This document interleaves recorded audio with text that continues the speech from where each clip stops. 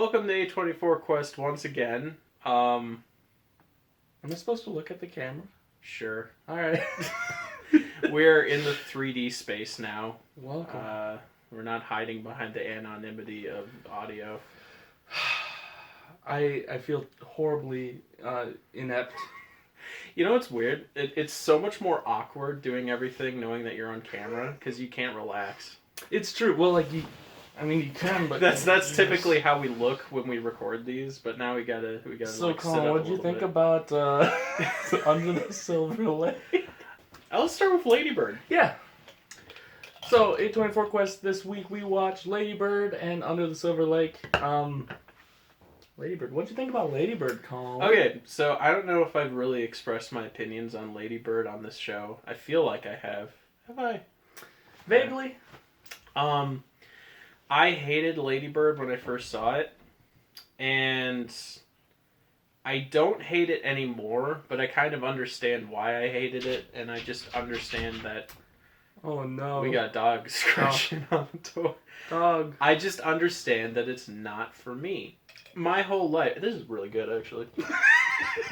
just shout out to. Fine, I'll try some. Be that way. Oh, I didn't realize that's what you were doing while you hit the mic twice. Nice. I think I couldn't relate with Lady Bird as a character because it's just I was never like her. I mean, the whole thing is that we were all kind of bad people growing up, and I was a bad person too, but I was like a very different kind of bad person, you know? I was like so outside of Lady Bird's whole thing. There are definitely spots where I find it to be very unrelatable, but, at the same time, there's a lot of, I think, very relatable things happening in here, whether or not you have strictly experienced the entire ordeal that she is going through.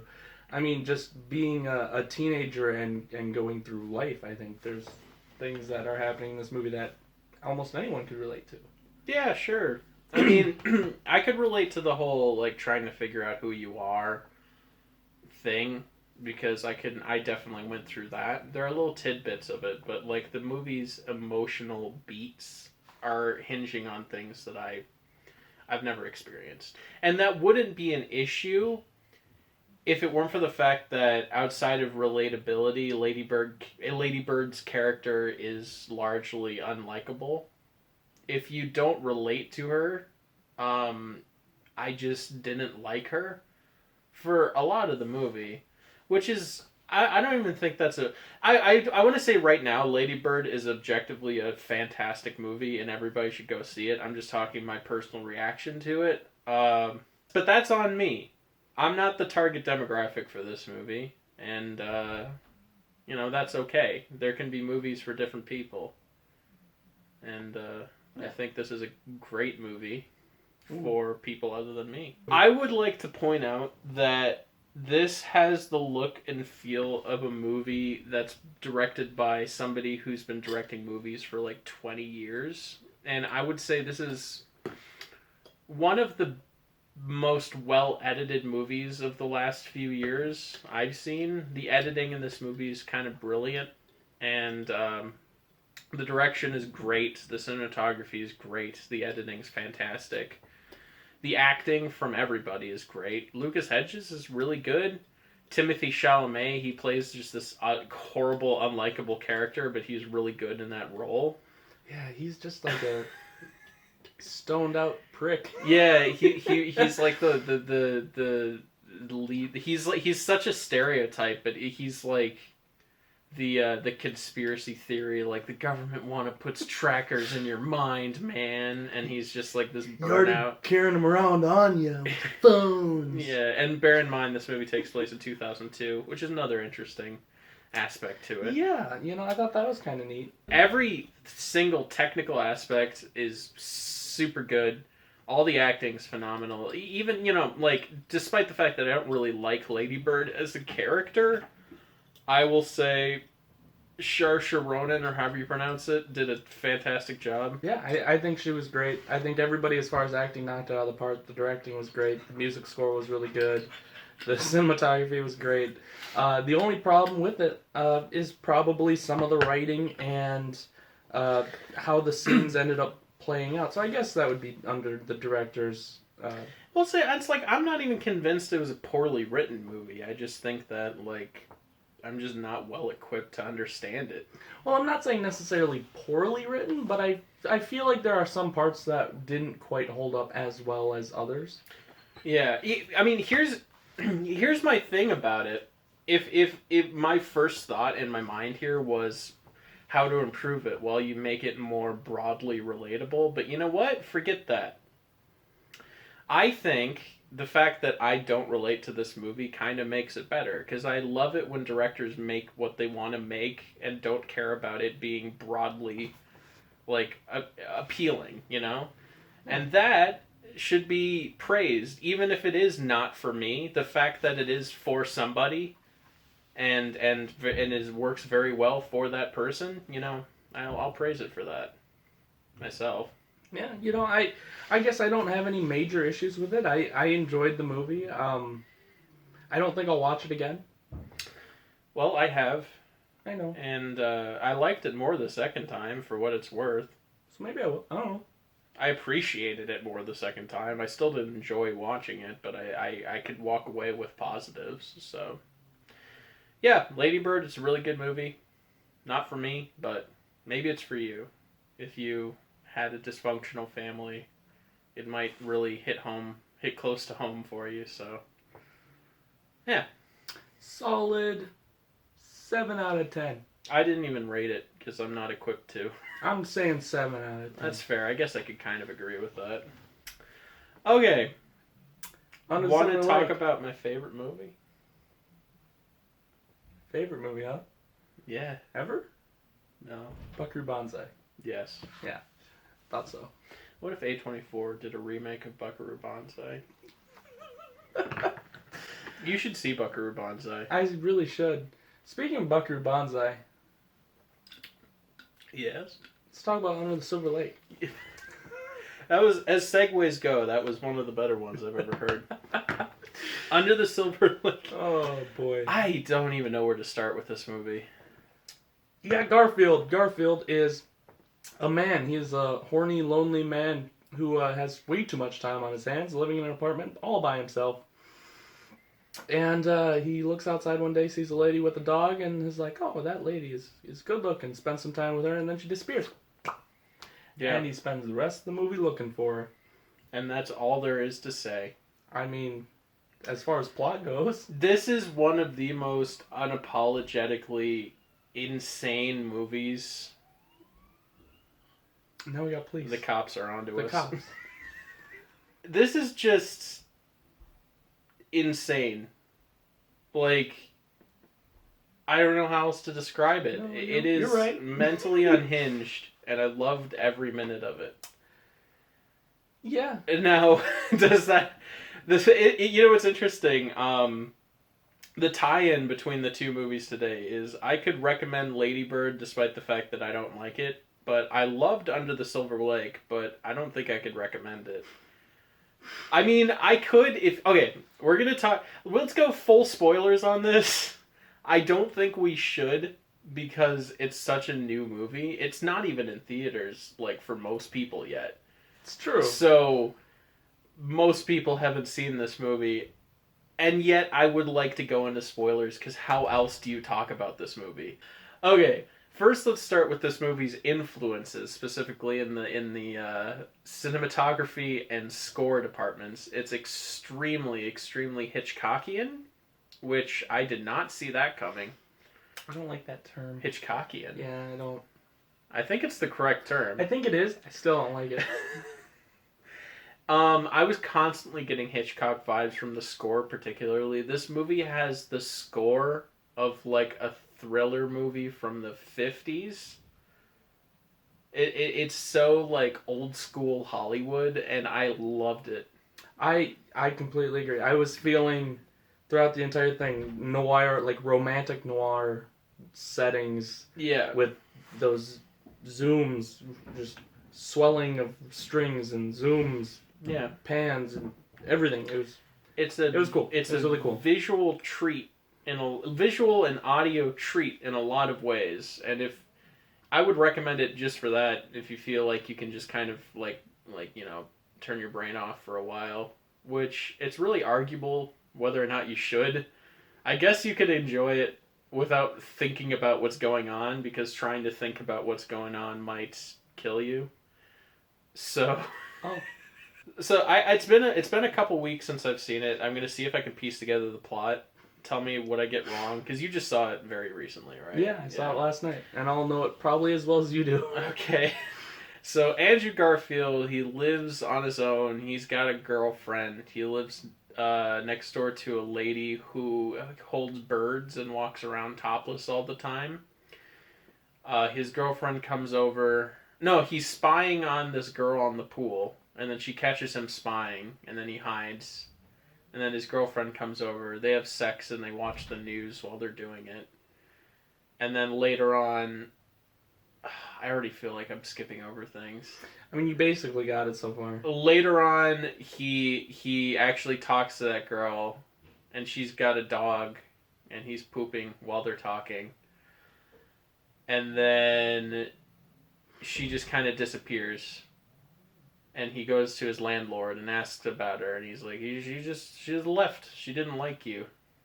And then he didn't know this girl all that well. He'd only talked to her a couple times, and he vows to find her. Not like verbally, but he goes on a quest to find her, which first involves him breaking into her house, and then he sees a weird symbol in her house, and then a woman comes in and then takes something from her house, and that causes him to follow that woman, first on foot, but then on boat.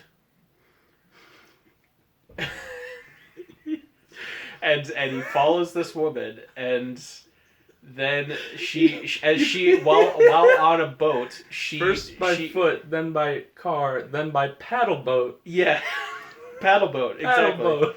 Not just any boat. Oh no! First of all, he. This is like a cool moment in the film. By car, he sees her meet up with her friends, and then they point at a distant scoreboard at a football field, and it shows a combination of numbers, and they look at it for a second, and then it goes away, and they move on, and it's like, this is that first moment where you're like, ooh.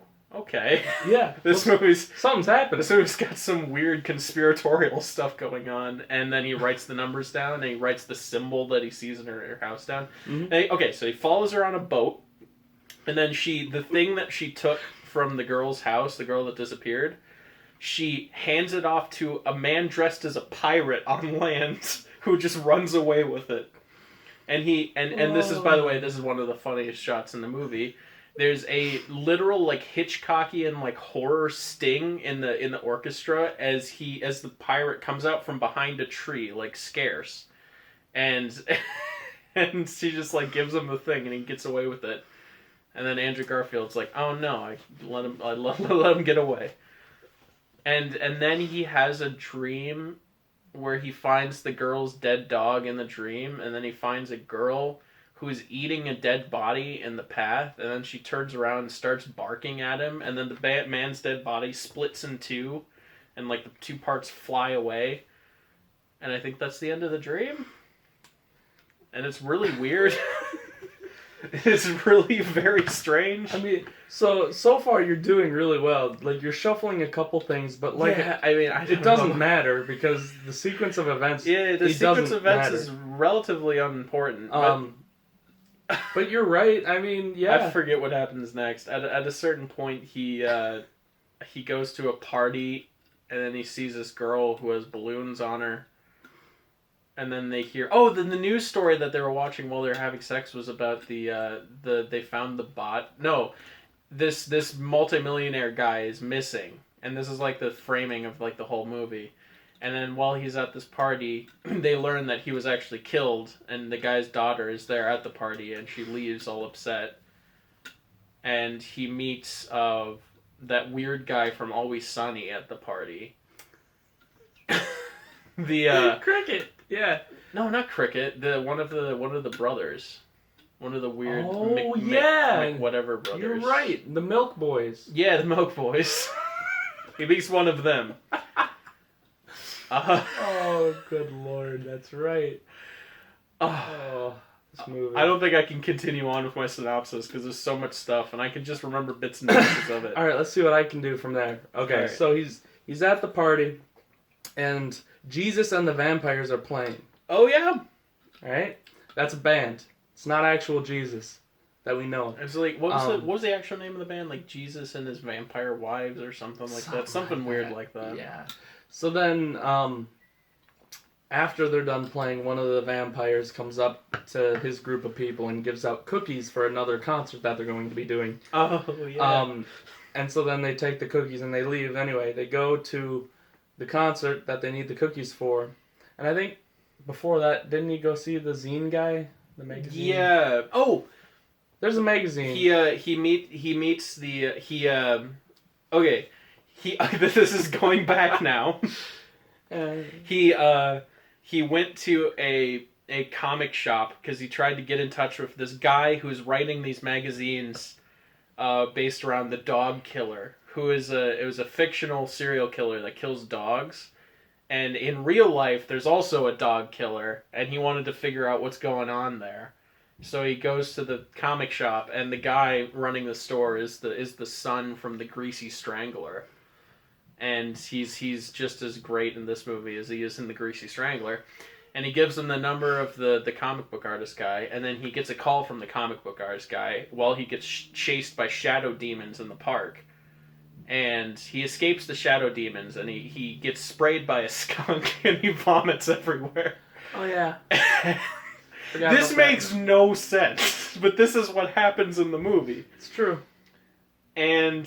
he escapes the shadow demons, and I genuinely don't know what was up with the shadow demons, but it was a cool scene. I assume he was, like, hallucinating, because he hallucinates throughout the movie. Yeah. So I assume he was just, like, going crazy. Maybe. Anywho, he meets up with this guy, and then this guy, who's the comic artist, he's, like, super... He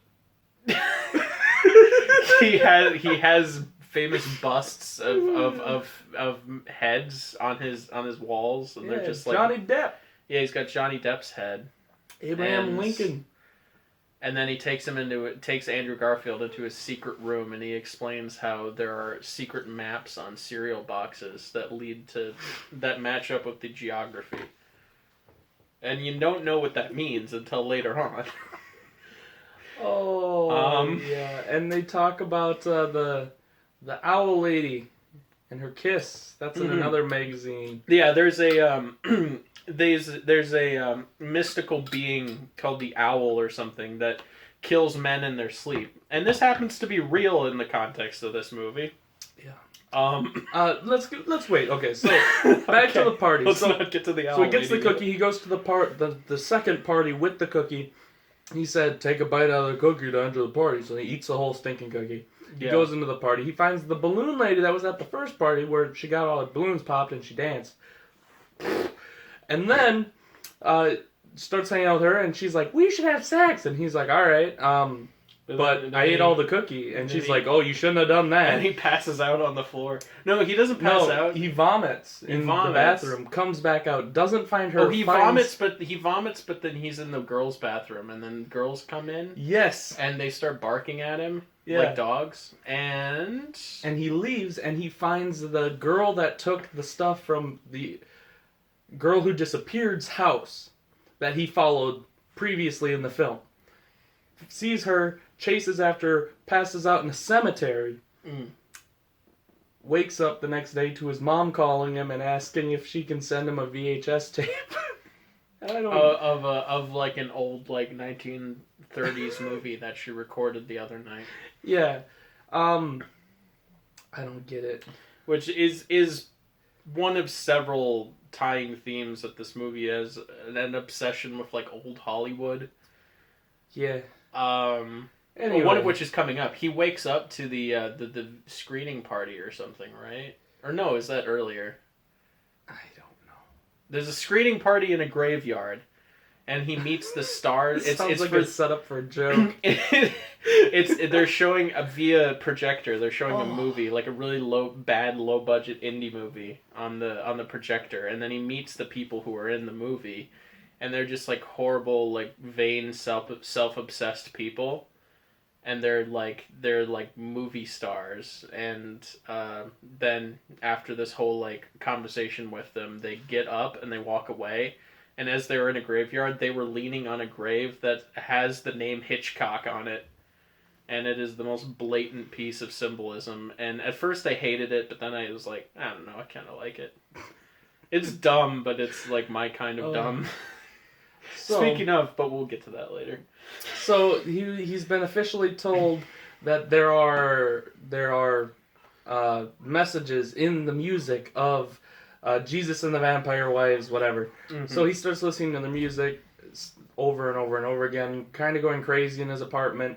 Then he ends up figuring out the code, and he writes it all down on a box, figures it out. It says, rub Dean's head, and then wait under Newton. Yeah, that's what. Yeah, I forgot about that part. And so he. Oh. Yeah, okay. I hate it. And then that leads him to the Griffith Observatory, where he rubs Dean Martin? James Dean. James Dean. He rubs the bronze statue head of James Dean. And then goes and sits under this statue of Newton. Yeah. And then while he waits there, he's approached by a man who introduces himself as, I am the king of the homeless. And he leads him into a secret underground lair. Oh no, I hate it. It's true though. It's very true. He's wearing a cardboard crown, cape of tatters, and leads him to a cave blindfolded, and then says, "Yeah, go that way," and then shuts the gate behind him. And then Andrew Garfield just goes through a tunnel, ends up going through like this weird tomb. There's like a bathroom area, and then he pops out of a grate in like a grocery store. In that area behind the coolers of milk, in that area back there, which I thought was hilarious because I've always wondered what goes on back there. and he finds himself behind where the milk is. Yeah. Yeah, and he just drinks the milk. Yeah, that's right. He just drinks the milk. Have some milk. And then he goes and tracks down the singer of this Jesus band. And beats the daylights out of him. Beats the crap out of him. Oh, you know what else? Literally, because he's on the toilet, and then he rubs his face. And that's later at the weird chess party. Yeah. Yeah. We forgot about the kids. Oh yeah, he has a habit of beating people up in this movie. The first is he finds these kids vandalizing everybody's cars, including his own, and he viciously beats them up. Yeah, straight up punches this child in the head. And like he spits blood on the ground, and it's like it's very, very violent. Shoves a raw egg in his mouth, punches the other kid in the stomach, falls down, gets up, kicks that kid, and then looks at the other kid while he runs away. Yeah, it's messed up.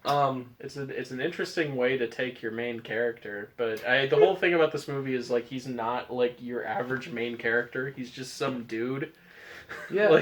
Also, we got hipster Eric Foreman in this. Yeah. What was up with that? Hipster. What you said? Hipster David Duke. Yeah. Was how you reacted to it. Hipster creepy David Duke. Yeah.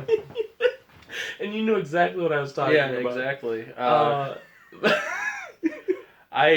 He's in it. He likes spying on women undressing in their homes with his drone. Oh my god, that entire scene was weird. Was so uncomfortable. Yeah, so he has a drone and flies it up. It's a good scene. Something good happens in that scene. It's just like he's like, oh, there's this beautiful woman that lives in this house, and like we're gonna spy on her as she takes her clothes off, and then the drone's just like in the window as she walks in, and he's like, all right, get ready for the show, and then she starts to take her clothes off, but then she sits down, and then she just starts sobbing, and it just gets really uncomfortable. Yeah, well, and it's like, that's a good scene. So yeah, she's just like, it's supposed to make you uncomfortable, and that's like, she's that's just sitting there in her bra and underwear, and she starts crying. Yeah. But then not only that, but she starts looking off to the side like somebody's pointing a gun at her. Yeah. Like, it's really weird. I hated it. It's effective. It was very It's effective. really off-putting. Yeah, no, it's upsetting. Anywho, going along with the plot, quote unquote, he doesn't get he doesn't get any answers from the Jesus guy, but he says, okay, and this is where stuff gets even crazier. Well, no, because after the Jesus guy, he sees the two girls from the movie showing in the graveyard, and the third balloon girl sitting and chatting together, and goes up and talks to him. And he previously had heard them talking about this extravagant party where they went to a neighborhood and they were able to go anywhere and eat anything in any house. Except for one house that was the home of a musician. The Music Man. The musician or the Music Man or whatever they called him. And he's like, take me there. So they did, and he climbs over a wall, and then proceeds to go. Oh, because the Jesus, the lead singer guy, he says he didn't write. He gets lyrics from the company that he works for to put on his record, and he didn't write those songs. So the songs that have secret messages in them, he didn't write them. He's just essentially a pawn for the production company. And he thinks, well, I'll go visit that music guy, that mysterious music man that I've heard so much about. The old man at the piano says, come on in. And he comes on in. Walks in, looks around, says, is that right there Kurt Cobain's guitar? Yeah. And the old man's like, I don't even know anymore. And this old man, who's in the worst old makeup I've ever seen in my life, this is the best scene in the movie, hands down. And he talks to the old man, and he's like, did you write this song for this Jesus band? And he's like, yeah. And then he starts to talk about how basically this old man has written every popular song ever. Oh yeah, he starts going on Crazy Train, he starts doing other ones. Yeah. And he starts, and what the emotional climax of the scene is we understand that Garfield idolizes Kurt Cobain throughout the whole movie. This is kind of established, and he's holding Kurt Cobain's guitar, and he's so happy. And then the emotional climax of the scene is like, the old man's like, I even wrote this one, and he starts playing "Smells Like Teen Spirit." Yeah. And then Andrew Garfield is just a broken man. He's like, what are you talking about? No, you didn't. And he's like, I wrote the music to your revolution. Yeah. And he's like, no, you didn't. It was a super cool scene. I mean, I was explaining that scene to my mother.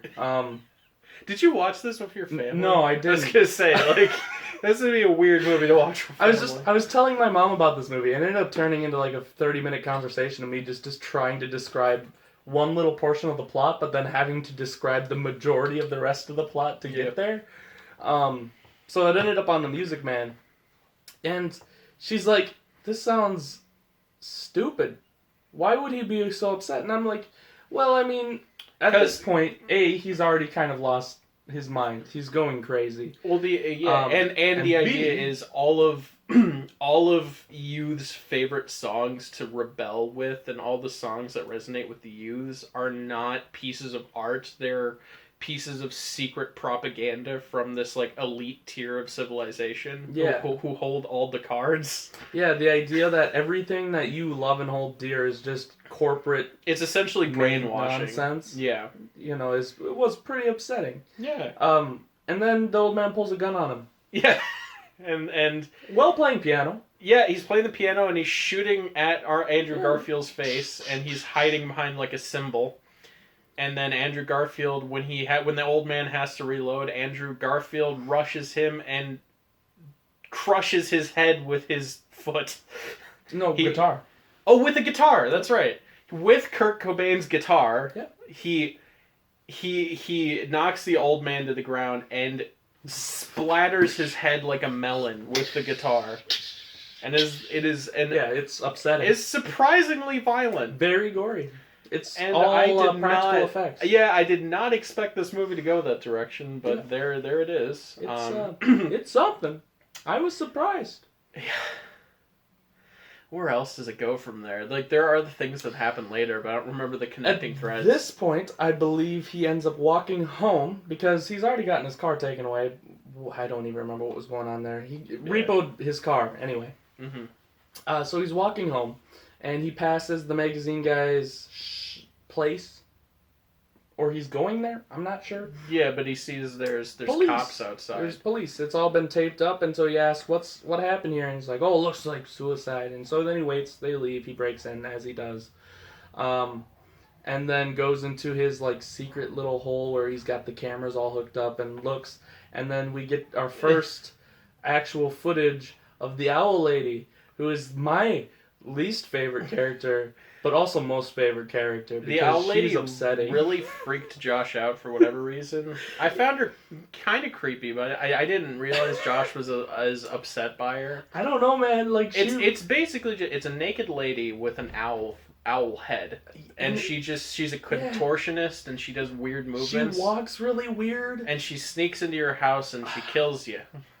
I don't know. Oh no, pup. Yeah. The first footage of her is her just like walking down a hall and then into his room, and that's it. That's basically all you see of her, and you're like, oh, that was creepy. Yeah.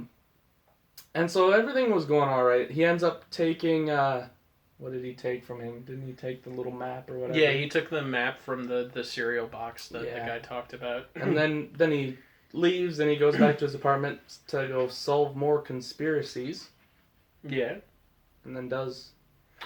And then the way the map plays out, I kind of thought you would like the whole map sequence. Okay. Because, well, we haven't gotten to the third party yet. Okay. So that hasn't happened yet. Do you want to talk about the map? When do we get to the third party? Let's just talk about the map, and then we'll figure it out from there. Well, the third party is important to the map. Is it? Yes, I think. Because at the third party, he meets the girl from American Honey.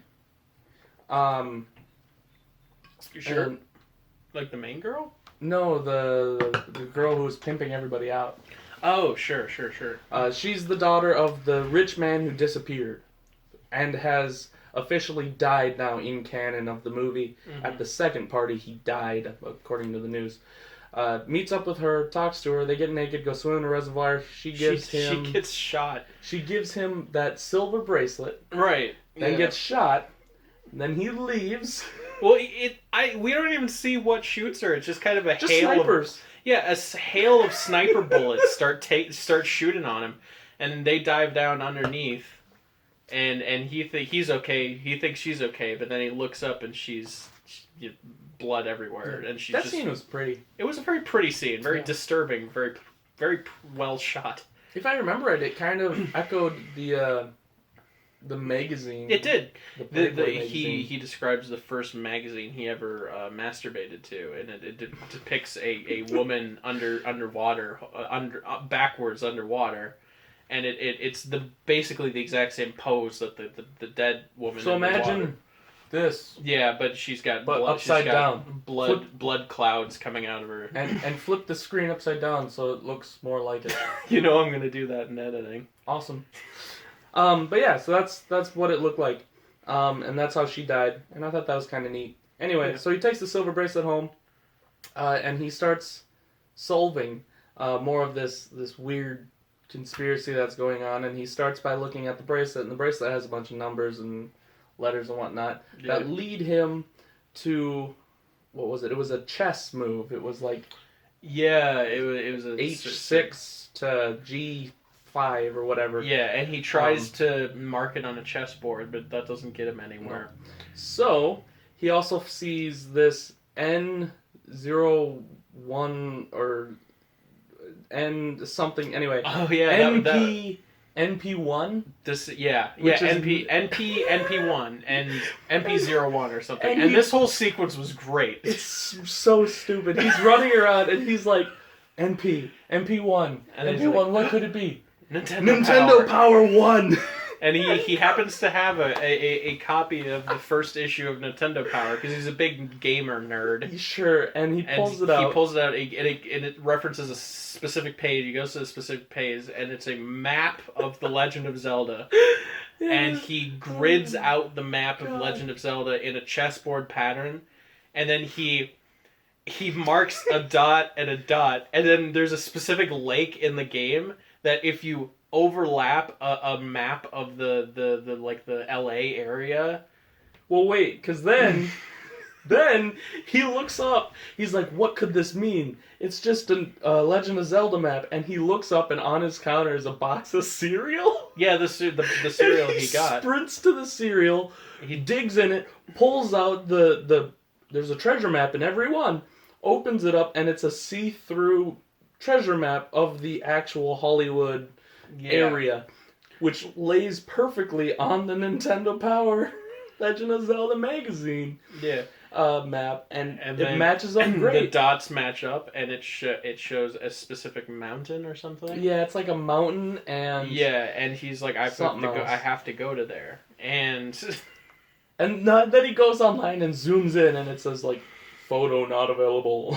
Yeah, there's a section of the map that's just gone, like specifically where he's trying to look, and he's like, I need to get to this place. It's so weird, and it's just nonsense. I adore this movie. It's utter nonsense, and I thought that was kind of neat. Yeah. Anyway, so he has a gun from the old man. He stole the gun from the old man, right? Yeah. Yeah. Because now he's getting like super paranoid. Yeah. Fair enough.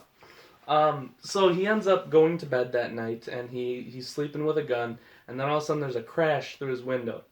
And he wakes up, he goes to investigate with his gun, he's looking around, and he goes over into his living room and looks at his sliding glass door to his balcony, and it's broken. And then it cuts to a cupboard getting opened up quietly, 2 legs getting stepped out, and then out comes this naked owl lady. Yeah. No! Oh, that was horrendous. I paused the movie. Because you're watching it at like 3, right? Yeah, like 2 or 3 in the morning, and it was too much. I paused, and I'm like, that's not okay.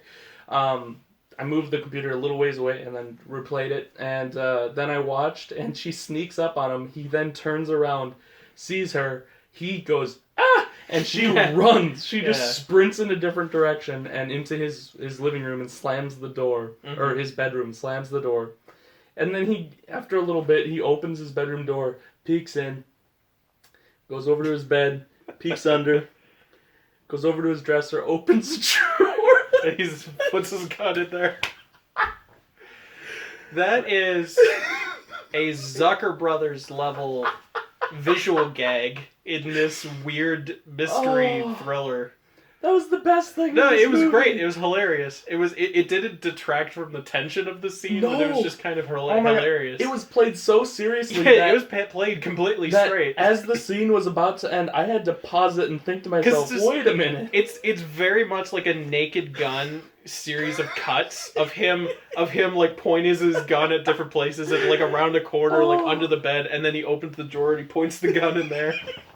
It's flawless. So the comedic timing is flawless. I don't even think it was like comedic timing because of how seriously it was played. Yeah, no, it was great. Like if I wasn't paying closer attention, that could have easily just gone right over my head. Yeah, because he has a reason for opening up the drawer. It's not like that's the joke. He opens up the drawer, and then he gets a thing from the drawer. So it's like it's a joke and it's not a joke. Yeah, I don't really know. So weird. Anyway, after that, he hears a doorbell. He goes to the door. There's a policeman. There's a policewoman. Policewoman. Sorry. I think the correct 2019. term. I think police the correct term is person police officer. Person of police profession. No. Because you can't say policewoman. What if she's a no? You say police officer. Police officer. But that implies they're like part of the secrets. That implies they're a Gestapo agent. I don't know. Police officer is the correct term. Police officer is the correct term. Shout out to Red's Apple Ale. Sponsors this episode. No, I'm gonna drop my thing. All right, cool. So listen up. So the police officer is telling him to get out of here. Move out, and he's like, I don't have anywhere to go. And then his manager's right behind her, and he's like, get out of here. And she's like, okay, you got one more day. And the manager's like, no. And she's like, I'm handling it. And he says, yeah, that's the end of that So scene. He's got one more day to go before he's evicted. So he's got to wrap this whole thing up. I guess. And to wrap it up, he follows the map. He goes to where the map indicated.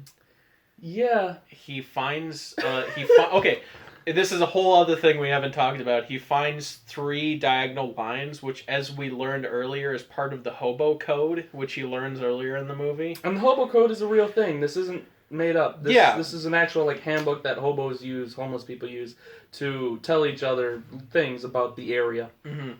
And it's 3 diagonal lines, which means this place is not safe or something. Not safe. Yeah. And so he climbs up, he keeps going, he leaps up, and he finds a hut, and the movie turns into Midsummer for a little bit. What we think Midsummer. Yeah, what I assume Midsummer's gonna be like. I gotta imagine that you're right, because I mean it just. Hold on a second, I just got. You got. No, keep going. Oh, okay. I'll mention it if it's worth mentioning. Great. It's not. But anyway, so yeah, he goes into this hut and he sees a man sitting there with 3 other women around him. And he's kind of been looking for the rich man with 3 other women around him, but this isn't that man and those 3 other women. So he goes and he talks to him, and basically points a gun at him and says, "What's going on? Where's this lady? Have you seen this lady? What's going on?" Mm-hmm. And they're like, "Oh, they've probably already ascended, but you can talk to them on the phone if you'd like. You want some tea?" Yeah. And first of all, if cult people offer you tea, don't take it. Don't take it. So he accepts the tea. Don't take it. Like a polite man. He sets his gun down. What the hell is wrong with you? And he gets a... Okay, so the entire thing, this is the big reveal of the movie, is that the Hollywood elite are part of a big cult. And similar to the ancient Egyptians, when they die, they have to fake their own death and be sent to a... Well, when I say when they die, when they're ready to die, they have to fake their own death and get sent to an underground tomb, which is like a fully functioned house underground with all like the comfortable amenities that they're used to. But they have to go down there with their 3 concubines, their 3 wives, or the 3 mistresses, and the 3 of them have to die down there in that tomb because that's the only way they can ascend. And that's the big reveal. Well, they don't die in their world. That's no, like their whole thing. Is that they die physically, but their spirit lives on. Yeah. And the entire purpose for the next, 3-6 months or whatever is to eat, drink, and have sex. Yeah, that's all they do down there. And it turns out the girl that Andrew Garfield's been looking for the whole time was a concubine of this famous guy who died earlier in the movie, but it turns out he's not actually dead. He's just in his tomb, so he can ascend. And so if this sounds convoluted, it's because it is. Oh, it is. And then he goes into video chat with her, and he's like, "So, this is what you decided to do?" She's like, "Yeah, I guess. Do you think I was wrong?" He's like, "Maybe." He's like, "Oh, that's like there's too nothing, late now. Nothing we can do about it now." And he hangs up and he passes out because of course the tea they gave him was drugged. Yeah. And the whole plot about her being there, he just accepts it. He's like, all right, cool. If that's what she wants to do, that's what she wants to do. But then he passes out because he was drugged. And while he's passing out, the last shot you see before he's out is a door opens up in the distant field. Like a hatch. A hatch in the distant field of grass. And the homeless king comes out. It pops right out. And he walks, and then he wakes up, and Andrew Garfield wakes up, and he's chained to a chair in an empty room with the homeless king. Yep. Who then interrogates him because he found some dog treats in Andrew Garfield's pocket, and he wanted to know why he had them. And then he gives an honest answer, and the homeless king lets him go, and it's not even a ruse. They just let him go. And he's like, "I'm not going to tell anybody," and the homeless king's like, "Good, cool." And I like the line where he's like, "You're not going to kill me?" It's like, no. Well, maybe we will, but we don't know yet. And they just let Andrew Garfield go, and he gets back to his house. He leaves his house and he goes to sleep with the parrot lady. The parrot lady. Yep. Has sex with her and then watches as the landlord and the police woman officer break into his apartment. Well, not break in, I guess. They let themselves into his apartment to kick him out, and he's not there. And he looks over, and as he looks over, he sees that on the inside of his apartment is the hobo code symbol for this is a safe place, I think. Don't say anything. Don't say anything. Yes, that would make more sense. Yeah. And but so I think he sees that, or do you think he put that there? That was there prior. That was there prior, right? Okay. Yeah. So I'm guessing he put it there. Okay, or they put it there for him to remind him not to say anything. Maybe. I think that's what's implied. And they see it and they're mad because they're gonna have to fix that. They got paint over, man. And that's it. The end of the movie. So how long did we just talk about Under the Silver Lake? Like 40 minutes, 30, 40 minutes. Great. Now, what do you think of the movie?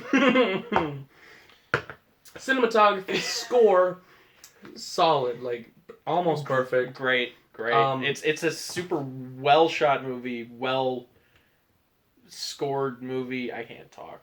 Yeah, I completely agree.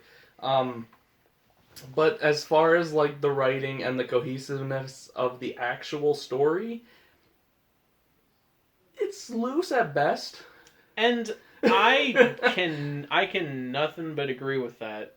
But I love it for that reason. I mean, there's certainly parts that I think are really interesting, and even though it's absolutely bonkers, that's kind of the fun of it. Yeah. But if you're looking for something that has like a coherent story, that has a good beginning, middle, and end, this isn't for you. Totally don't see this, because you're just going to be frustrated and confused. Yeah. But if you want to see something that's genuinely unique, I don't think I've ever seen a movie like this. No. If you want to see something that's genuinely unique, it's just oozing with style and personality. It's really fun, and it's the kind of just weird, crazy, artsy film that doesn't get made anymore. Definitely see this. I could not recommend it highly enough. And I'm super excited to see what this director, David Robert Mitchell, does next. His last project was It Follows, and It Follows was pretty good, but nothing spectacular. He clearly had a super crazy vision for this movie, and it's super ambitious, and I think he pulled it off pretty well. Well, that's subjective, but as far as things are considered, it was pulled off fairly well. And I cannot wait to see what he does from this point on, because he could be doing anything. This man is insane. It Follows was barely hinged. He was really holding himself back for It Follows. It was a pretty straightforward horror movie. In comparison, I mean, this is something else, and it's also kind of a horror movie. There's a lot of horror elements. This movie's bonkers. It's weird. It goes a little too far sometimes for me, so I think I'm gonna go 7 out of 10. And I gave it a 9. And that 9 is for how much I adore this movie. I didn't go for the 10 because it is very, very messy and very difficult to follow and very hard to recommend. But for my tastes, it gets a 9 out of 10. It would get a 10 out of 10, but I feel like I have to deduct points for how difficult it is to recommend. But I loved it, and I'm going to go see it in the theaters. Maybe twice. I don't know. Because I adore this movie. It can't be stated enough how much I love it. So, if you had to pick a movie... Okay. My pick is obviously Under the Silver Lake, but I think Lady Bird should win. Because while Lady Bird was a very familiar kind of concept... Let's put it this way. Okay. We recommend Lady Bird, but... Our pick of this week is Under the Silver Lake. Yes, I'll say it that way. If you want something safe, if you want something Lady Bird is an established genre and it doesn't push the envelope at all, but it does what it does very well. If you want a good old-fashioned good movie, definitely see Lady Bird. But if you want something experimental and just strange to a comedic degree, Under the Silver Lake, you're gonna love it. Yeah. So, yeah, that's my thing. I like how your dog's just panting outside. Yeah, we're the gonna door. let him. We're gonna let him in his couple seconds here, because he needs some loving. Yeah. Well, I guess that was A24 Quest. You wanna? Is it your pick or my pick this week? Oh, geez, I believe it's your pick because I don't see you picking Under the Silver Lake. I believe that was a me thing. Could have been. So this week, this coming week, we got The Disaster Artist as our first movie. And then our second movie is going to be The Last Movie Star. Oh, okay. Is that Burt Reynolds? That is Burt Reynolds and Sick. Chevy Chase. Oh, okay. So, yeah. How's that sound? Pretty good. A little bit of funny, a little bit of Burt, a little bit of Ernie. I thought you were just gonna start singing like Mambo number 5. Little bit of Burt in him, alright. No. I wouldn't do that. I don't much care for Disaster Artists, so we'll see. You don't? It's one of those movies. You know, you say movies grow on you, but this movie shrunk on me. That's not. I don't know. I mean, if you want to say the opposite, it did shrink on me. I don't like that. Because it makes it sound like a piece of clothing. I wasn't thinking that. Anywho, this movie, Disaster Artist, we'll get into it for the next episode, but I liked it when I first saw it. I thought about it, and I was like, well, the story's pretty dumb. But like, at least the Tommy Wiseau parts are good. But then I thought about it more, and I don't think I like it. So, we'll see what I think on a rewatch. Alright. So, I forget how you outro this. We'll see you next time on A24 Quest. See you in the next one. I'm going to sober up. Cheers. Cheers, Tom. One of these times you're gonna hit it so hard it's just gonna shatter. Shit. And it's gonna be real bad. I'm going to sober up, and we're going to record the podcast now. Do you have any coffee? Hard coffee? This is my house. Hard coffee candy right over there. Thank you for watching. Thank you for watching. This Bye. has been A24 Quest. We'll see you on the next episode. Have a good one. Peace. I don't like that. We need to do something else with our hands. No! It's so kawaii. Finger guns? No. It's so kawaii, Josh.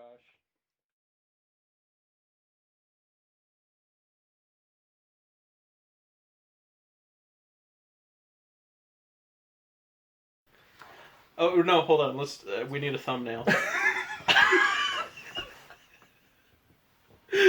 Oh no. Okay. All right.